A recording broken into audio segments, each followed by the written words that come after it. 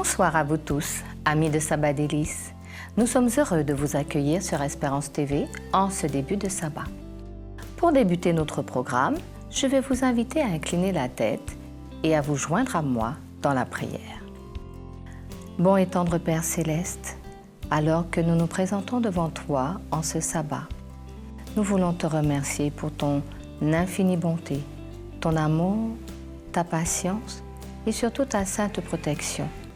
Merci d'avoir veillé sur nous durant toute cette semaine et merci de nous donner l'opportunité de répondre à ta sainte convocation afin que nous puissions profiter des bénédictions que tu as en réserve pour nous durant cette journée de sabbat.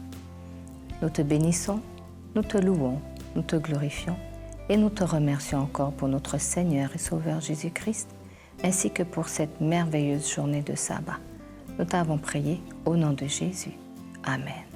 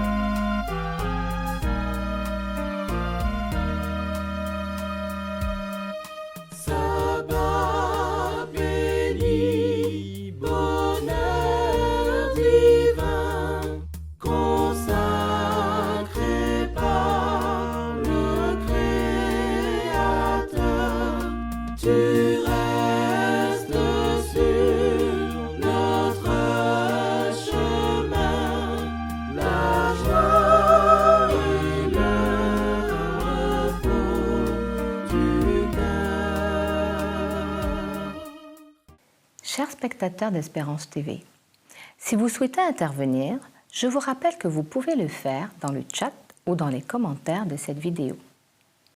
Dans Jean 4, la Bible nous raconte qu'alors que Jésus est fatigué de son voyage, il s'assied au bord d'un puits. Il est midi et à cette heure-là, il fait très chaud. Et il n'y a pas un chat dehors. Pas un chat dehors, à part cette femme qui vient en plein midi puiser de l'eau. Elle vient au puits quand il n'y a personne. Pourquoi cette femme fuit-elle les gens de son village? Que craint-elle? C'est alors que ce jour-là, elle rencontre un homme au puits. Un homme qui lui demande à boire et qui lui propose une eau toute spéciale, l'eau vive qui donne la vie. Il lui promet même de devenir une source d'eau qui jaillira dans l'éternité. C'est alors que la femme exprime son souhait d'être sauvée et qu'elle lui demande à boire. Vous souvenez-vous de qui avait soif au début? Jésus, le pédagogue par excellence, se révèle peu à cette femme et lui demande d'aller chercher son mari. Et nous apprenons que cette femme n'a pas de mari. Elle fréquente bien un homme, mais qui n'est pas son mari.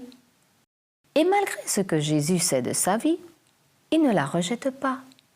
Il n'émet aucune critique, mais la conduit peu à peu à reconnaître qu'il est le sauveur du monde, le Messie. En quelques minutes, Jésus, de simple homme qu'il était, au bord du puits, devient pour cette femme le Messie. Oui, elle s'est laissée convaincre par le Saint-Esprit et elle croit dès cet instant qu'elle est en présence du Sauveur de l'humanité.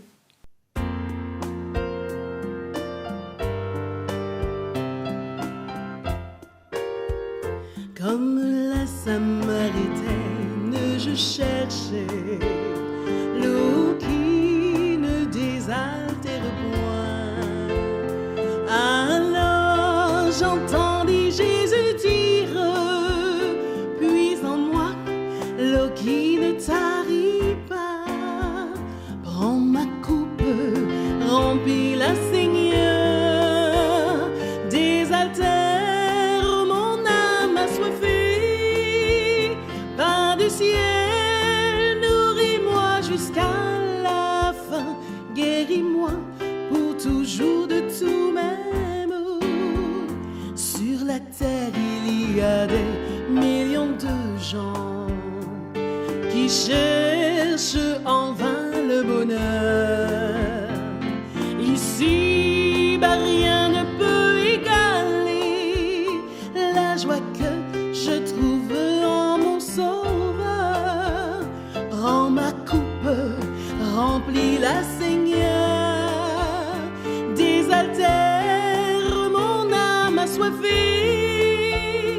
Pain du ciel, nourris-moi jusqu'à la fin, guéris-moi pour toujours de tous mes maux.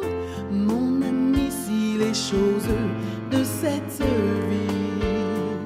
ne peuvent pas te satisfaire, mon Seigneur viendra pour te combler.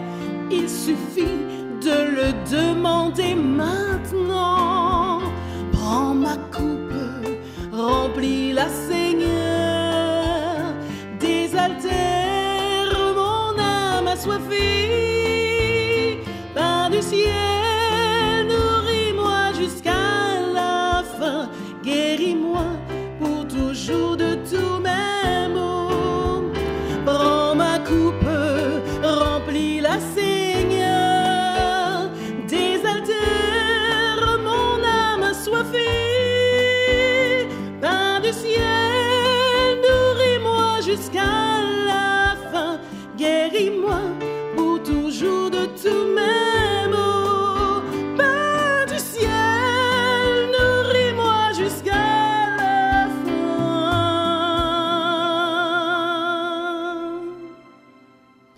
guéris-moi pour toujours de tous mes maux.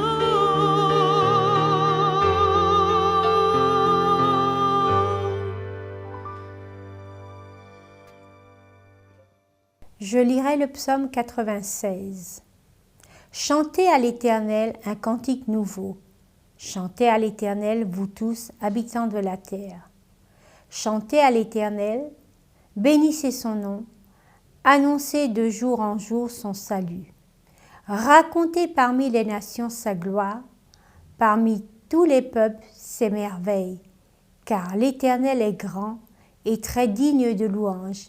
Il est redoutable par-dessus tous les dieux. Car tous les dieux des peuples sont des idoles, et l'Éternel a fait les cieux. La splendeur et la magnificence sont devant sa face. La gloire et la majesté sont dans son sanctuaire. Famille des peuples, rendez à l'Éternel. Rendez à l'Éternel gloire et honneur. Rendez à l'Éternel gloire pour son nom. Apportez des offrandes et entrez dans ses parvis. Prosternez-vous devant l'Éternel avec des ornements sacrés. Tremblez devant lui, vous tous habitants de la terre. Dites parmi les nations, l'Éternel règne. Aussi, le monde est ferme, il ne chancelle pas. L'Éternel juge les peuples avec droiture. Que les cieux se réjouissent. Que les cieux se réjouissent et que la terre soit dans l'allégresse. Que la mer retentisse avec tout ce qu'elle contient. Que la campagne s'égaie avec tout ce qu'elle renferme. Que les arbres des forêts poussent des cris de joie devant l'Éternel, car il vient pour juger la terre. Il jugera le monde avec justice et les peuples selon sa fidélité. Amen.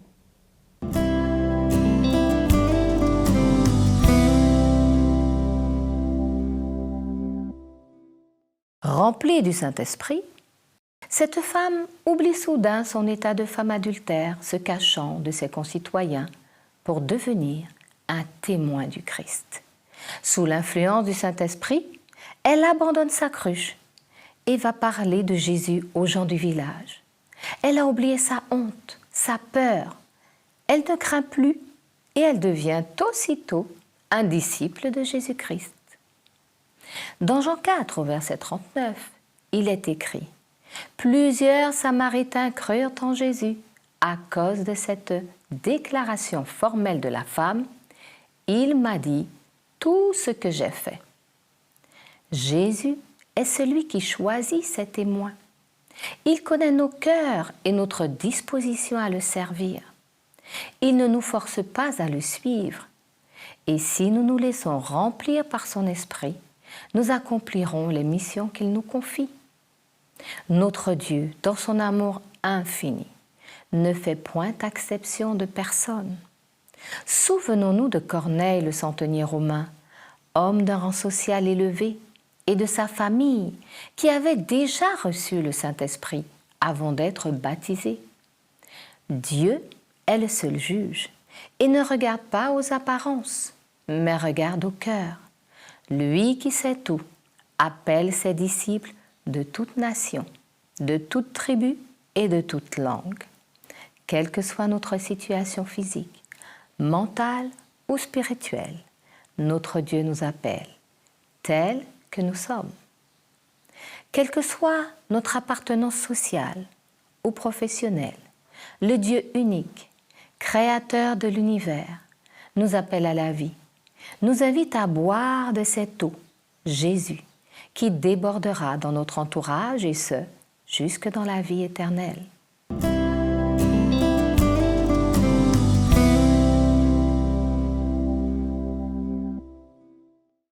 Ce qui caractérise généralement l'enfance, c'est la capacité à faire confiance facilement à l'adulte en général et aux parents en particulier.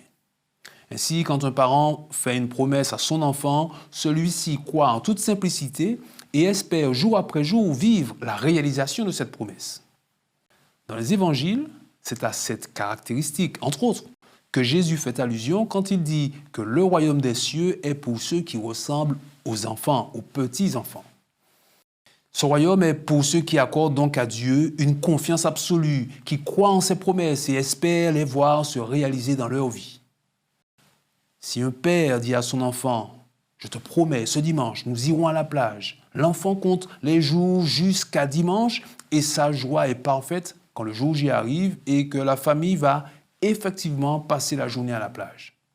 Mais vous imaginez aussi les dégâts si le parent ne tient pas sa promesse, s'il oublie son engagement ou s'il n'est plus en mesure de tenir cette promesse.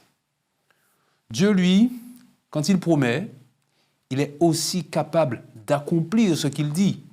C'est ce qu'on lit dans les Écritures et c'est aussi ce que vous et moi, nous pouvons encore expérimenter aujourd'hui. Avec le Seigneur, nous n'avons aucun risque de nous retrouver dans la situation du Père empêché d'assumer son engagement. C'est nous, finalement, qui parfois perdons patience, ou manquons de confiance. Et que dire alors maintenant de cette promesse formulée dans le livre du prophète Jérémie au chapitre 31. Jérémie, chapitre 31. Je lis le verset 33. « Voici l'alliance que je ferai avec la maison d'Israël. Après ces jours-là, dit l'Éternel, je mettrai ma loi aux deux dents d'eux, je l'écrirai dans leur cœur, je serai leur Dieu et ils seront mon peuple. » Avec ces mots adressés à Jérémie, Dieu s'est engagé à sceller une nouvelle alliance avec son peuple, une alliance dont la caractéristique principale est l'inscription de sa loi dans le cœur de chacun. Dans la suite du chapitre 31, le prophète ajoute « Celui-ci n'enseignera plus son prochain, ni celui-là son frère, en disant « Connaissez l'Éternel, car tous me connaîtront, depuis le plus petit jusqu'au plus grand, dit l'Éternel. » Alors voilà, en lisant la Bible, on comprend que c'est avec Jésus que cette promesse de nouvelle alliance a trouvé son accomplissement. L'Israël dont il est question dans le passage de Jérémie ne se cantonne plus alors à une ethnie en particulier, mais le Christ a élargi le champ pour se faire un peuple multiethnique, un Israël spirituel qui ne connaît pas de frontières nationales. Maintenant, il appartient à chacun, il appartient encore à chacun d'adhérer à cette alliance, d'y adhérer pleinement, et donc de lire dans son cœur ce que Dieu y a inscrit. Cette démarche de lecture réclame évidemment, et dans un premier temps, d'intérioriser sa spiritualité, c'est-à-dire de considérer notre cœur comme point de départ de notre vie spirituelle, le centre névralgique de l'expérience avec Dieu. Dans la Bible, le cœur symbolise à la fois la sensibilité de l'individu, mais aussi son intelligence, sa réflexion et sa volonté propre. Le cœur, c'est tout ce qu'il y a en nous de plus authentique et de plus profond. On peut aisément l'opposer à ce qui n'appartient qu'au... Je reprends aussi cette phrase. On peut aisément l'opposer à ce qui n'est qu'apparent ou superficiel.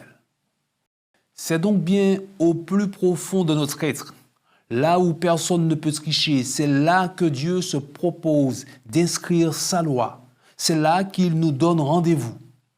Impossible d'être plus intime, et c'est dans ce cœur à cœur nouveau que le Seigneur se propose de nous instruire, de nous guider, de nous transformer de l'intérieur vers l'extérieur. Avez-vous déjà répondu à l'appel de ce divin rendez-vous? Avez-vous déjà pris le temps de vivre cette expérience intérieure pour lire ce que Dieu a inscrit dans votre cœur? J'espère que votre réponse est positive. Si la réponse est négative, je ne peux que vous encourager à prendre le temps de cette rencontre avec Dieu. Et si on peut la vivre à n'importe quelle heure du jour ou de la nuit, il est aussi vrai que les heures du sabbat sont particulièrement adaptées pour une telle rencontre. Débarrassé durant 24 heures des obligations professionnelles et matérielles, oui, le sabbat, c'est le moment de faire taire les bruits du quotidien pour prêter l'oreille, ou encore mieux, pour lire avec plus d'attention les mots que Dieu a inscrits en nous. Pour nous guider dans cette expérience, nous avons le Saint-Esprit, celui que Jésus a présenté comme un enseignant, enseignant de vie éternelle, enseignant de vie intérieure, enseignant en lecture de cœur. Son principal manuel d'études, c'est la Bible, avec une attention particulière sur la vie de Jésus, l'homme qui a inauguré cette nouvelle alliance et dont les paroles et les actes nous aident encore à comprendre la volonté de Dieu. Ainsi donc, en prenant l'exemple de Jésus, ce soir, je m'arrête avec vous sur le point essentiel de cette spiritualité du cœur promise par Dieu. Dans Jean chapitre 13, versets 34 et 35, Jésus dit à ses disciples, réunis pour son dernier repas avant sa passion, « Je vous donne un commandement nouveau. Aimez-vous les uns les autres, comme je vous ai aimé, que vous aussi vous vous aimiez les uns les autres. Si vous avez l'amour les uns pour les autres, tous sauront que vous êtes mes disciples. » Dans ce qui est le dernier enseignement de Jésus avant sa mort et sa résurrection, Jésus propose de lire avec les disciples la loi que Dieu a inscrite au fond de leur cœur. il s'agit d'une loi d'amour dont la référence ultime n'est plus soi-même, aime ton prochain comme toi-même, mais cette référence se déplace de soi à Jésus. Aimer comme Jésus a aimé, aimer sans préjugés, aimer jusqu'au don de soi. Un tel amour paraît utopique, irréaliste, en dehors de nos capacités. C'est sans aucun doute le cas si nous tentons seuls d'y parvenir. Mais dans la nouvelle alliance, la grâce de Dieu manifestée en Jésus est un moteur spirituel si puissant que tout devient possible, même cet amour-là. Débarrassé de la peur, du souci de la performance ou du perfectionnisme spirituel, c'est joyeux et heureux qu'on peut s'exercer à l'amour, selon Jésus. Dans cette expérience, cette loi d'amour, bien sûr, n'annule pas, n'efface pas ou ne contredit pas la loi divine que nous trouvons dans les pages de la première alliance. Jésus, qui est l'exemple ultime, a bien dit ne pas être venu pour abolir la loi, mais être venu pour l'accomplir. Ainsi, son style de vie sur terre devient inspirant pour chacun de nous. Il devient motivant pour vous et moi. Dans ce style nouveau, on constate que le Christ n'a pas changé la loi de la première alliance, mais le rapport à établir avec elle. Dans ses paroles et ses actes, Jésus a donc encouragé à vivre avec les repères de la loi en tenant compte tout de même de 3 principes que nous pouvons toujours appliquer aujourd'hui. Le premier de ces principes est le suivant. L'amour partout, toujours, tout le temps. Sans amour, en fait, nos vies n'ont plus de sens. Nos plus belles œuvres n'ont plus aucun sens et aucune valeur. Saisissant ce principe, l'apôtre Paul dira aux Romains, chapitre 13, verset 8, « Ne devez rien à personne, si ce n'est de vous aimer les uns les autres, car celui qui aime l'autre a accompli la loi. L'amour ne fait pas de mal au prochain, l'amour est donc l'accomplissement de la loi. » Voici donc, comme une source qui sort d'une montagne, l'amour que Dieu a placé dans les cœurs va inonder l'ensemble de nos actes et de nos pensées, féconder nos relations et donner à notre vie une saveur unique. Le premier principe du style de vie de Jésus, c'est l'amour partout, toujours, tout le temps. Le deuxième principe, c'est la recherche de l'esprit de la loi. Jésus a montré à maintes reprises qu'il était vital de rechercher l'esprit de la loi divine sans se contenter de la lettre. Pourquoi ? Parce que la lettre tue, mais l'esprit fait vivre. Cette démarche ne vise pas à amoindrir l'influence de la loi dans nos vies, au contraire, elle élargit son périmètre. Vous avez entendu dire « tu ne tueras point » dans Exode 20, verset 13. Mais moi je vous dis que l'esprit de cette parole va plus loin encore, va plus loin que la censure du meurtre physique. Celui qui traite son frère d'imbécile mérite, oui, d'être jugé au tribunal. L'esprit donc de cette loi fondamentale, c'est de garantir à l'autre le respect absolu de sa personne, physique, mentale, spirituelle, le respect de sa réputation et de sa vie, tout simplement. Rechercher l'esprit de la loi sollicite donc notre cœur, c'est-à-dire, comme on l'a dit tout à l'heure, notre sensibilité, mais aussi notre intelligence et notre réflexion, le tout éclairé par l'enseignant, le Saint-Esprit. Et puis enfin, le troisième et dernier principe que Jésus a mis en évidence dans l'expérience de la Nouvelle Alliance, c'est que l'aide divine est indispensable pour vivre l'Alliance. Sans moi, a-t-il dit, vous ne pouvez rien faire. Dès lors, le centre de la vie spirituelle du chrétien n'est pas l'obéissance à une liste de règles, mais ce centre devient sa relation avec une personne, avec Jésus-Christ. Cette relation ne va pas mettre en valeur mes propres œuvres, mais l'action du Christ qui a ce pouvoir de transformer mon cœur. Alors, voici dans ce style de vie que Jésus a inauguré avec ces 3 principes. La loi formulée dans la première alliance conserve sa fonction de guide et de repère. Mais l'esprit qui a inspiré la loi s'invite maintenant dans nos cœurs pour devenir le carburant de cette force intérieure d'où jaillira les changements. Des changements qui embelliront notre vie pour nous donner de vivre donc selon la volonté de Dieu. Je prie pour que ce sabbat soit l'occasion pour nous de saisir la promesse divine formulée dans Jérémie plutôt, chapitre 31. Je mettrai ma loi au-dedans d'eux, je l'écrirai dans leur cœur. Que ce sabbat soit dans chacun des foyers qui écoutent ce message, dans chaque communauté que nous formons, qu'il soit un délice, parce que nous pourrons nous aimer les uns les autres, comme Jésus nous a aimés. Amen. À toi seul la louange, à toi seul la gloire, Seigneur. Et si nous sommes là ce soir, c'est parce que nous savons que tu es roi des rois, Dieu tout-puissant. Jésus, nous t'aimons. Jésus, nous t'aimons, nous célébrons ton nom. Nos voix s'élèvent. Jésus, nous t'aimons, nous célébrons ton nom. Seigneur de l'univers, tu es digne, oui, tu es digne. Jésus, nous t'aimons, nous célébrons ton nom. Dis encore. Jésus, nous t'aimons. Jésus, nous t'aimons, nous célébrons ton nom. Nos voix s'élèvent. Jésus, nous t'aimons, nous célébrons ton nom.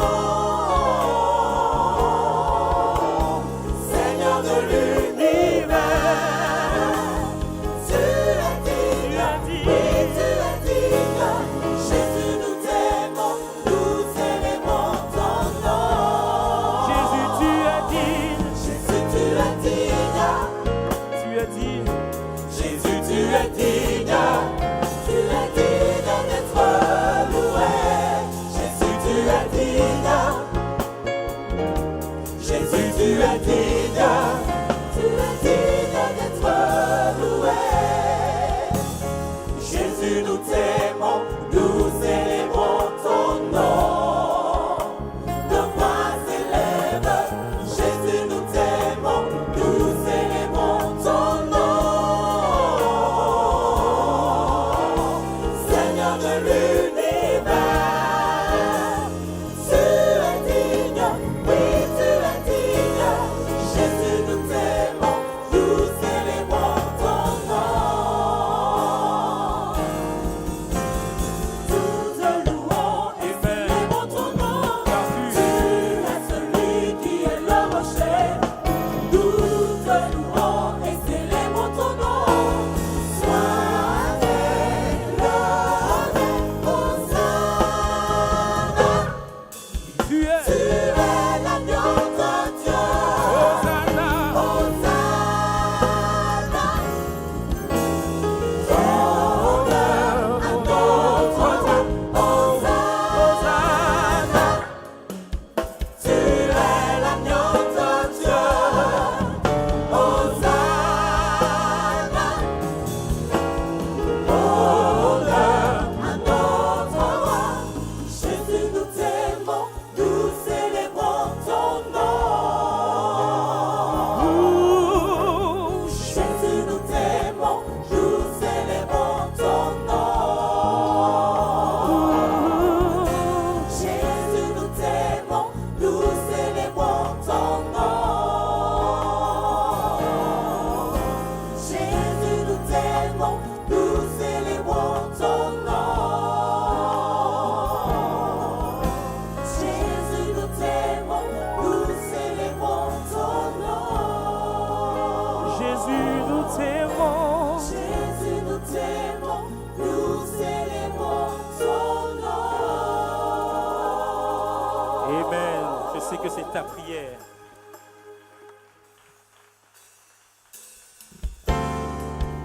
Hosanna. Hosanna. Tu es l'agneau de Dieu. Hosanna. Honneur à notre roi. Hosanna. Tu es l'agneau de Dieu. Hosanna. Jésus, nous t'aimons. Jésus,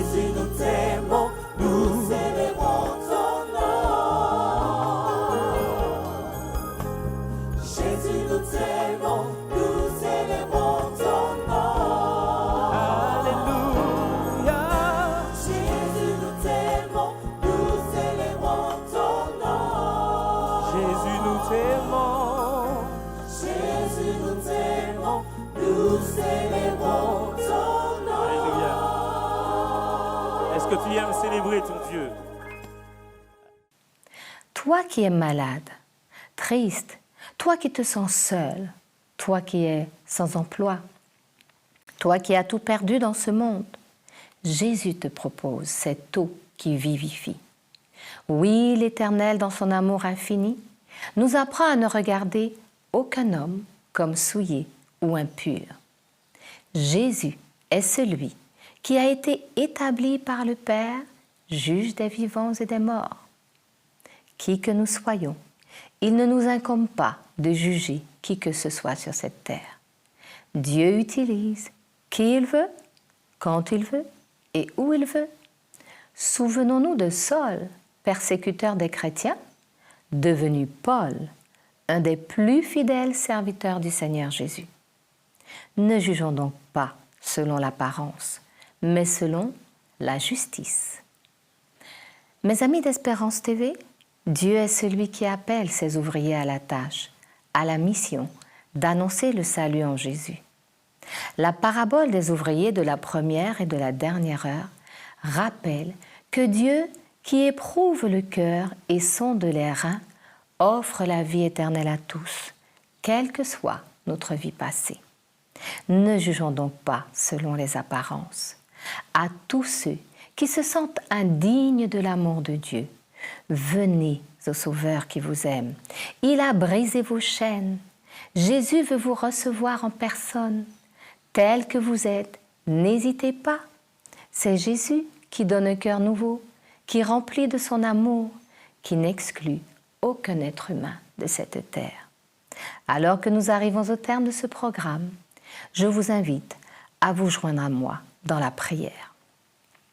Bon Père Céleste, nous te remercions au nom de Jésus de ne point faire exception de personne.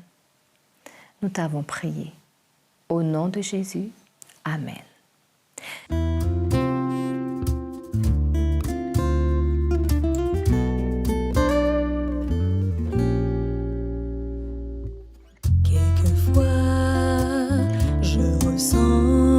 Que tout en moi veut s'épanouir.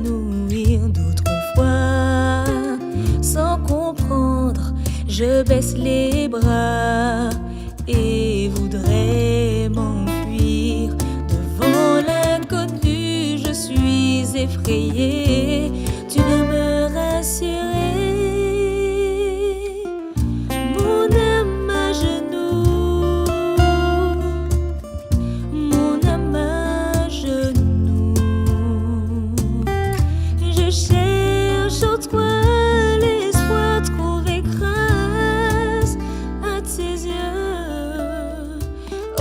Je ne sais comment c'est puissant, mon âme à genoux.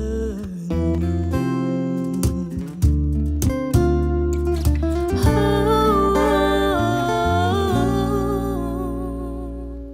Dans la foule, loin de tout ou près de toi, qu'importe les regards, c'est le tien que je viens chercher en moi, qu'importe ma mémoire.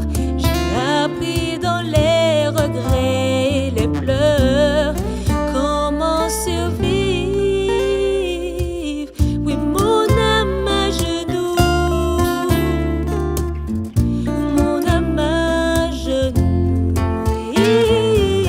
Oui, je cherche en toi l'espoir, trouver grâce à tes yeux. Oh, je ne sais comment c'est